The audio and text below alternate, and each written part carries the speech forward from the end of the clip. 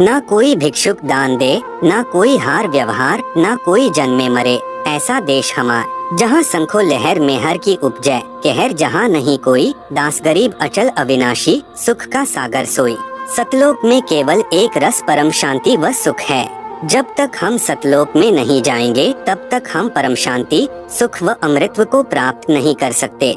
सतलोक में जाना तभी संभव है जब हम पूर्ण संत से उपदेश लेकर पूर्ण परमात्मा की आजीवन भक्ति करते रहें।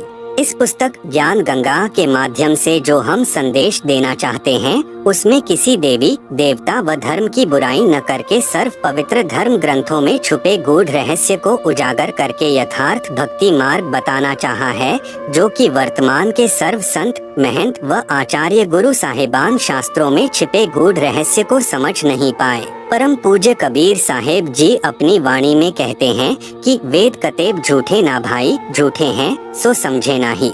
जिस कारण भक्त समाज को अपार हानि हो रही है।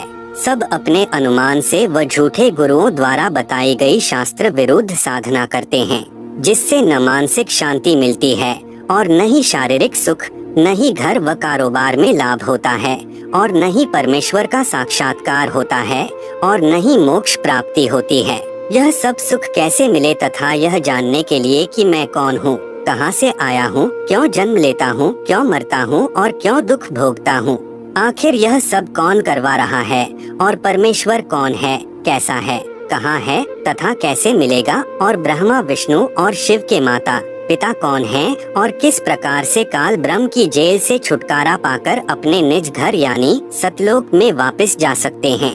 यह सब इस पुस्तक के माध्यम से दर्शाया गया है, ताकि इसे पढ़कर आम भक्तात्मा का कल्याण संभव हो सके। यह पुस्तक सतगुरु रामपाल जी महाराज के प्रवचनों का संग्रह है, जो कि सदग्रंथों में लिखे तथ्यों पर आधारित है। हमें पूर्ण विश्वास है कि जो पाठक जन रुचि व निष्पक्ष भाव से पढ़कर अनुसरण करेगा, उसका कल्याण संभव है। आत्म प्राण उद्धार ही ऐसा धर्म नहीं और कोटि अश्वमेघ यज्ञ सकल समाना भौर। जीव उद्धार परम पुण्य ऐसा कर्म नहीं और मरुस्थल के मृगजों सब मर गए दौड़ दौड़। भावार्थ, यदि एक आत्मा को सतभक्ति मार्ग पर लगाकर उसका आत्म कल्याण करवा दिया जाए तो करोड़ अश्वमेघ यज्ञ का फल मिलता है, और उसके बराबर कोई भी धर्म नहीं है।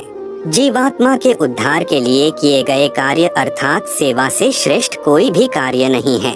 अपने पेट भरने के लिए तो पशु पक्षी भी सारा दिन भ्रमते हैं, उसी तरह वह व्यक्ति है जो परमार्थी कार्य नहीं करता। परमार्थी कर्म सर्वश्रेष्ठ सेवा जीव कल्याण के लिए किया कर्म है।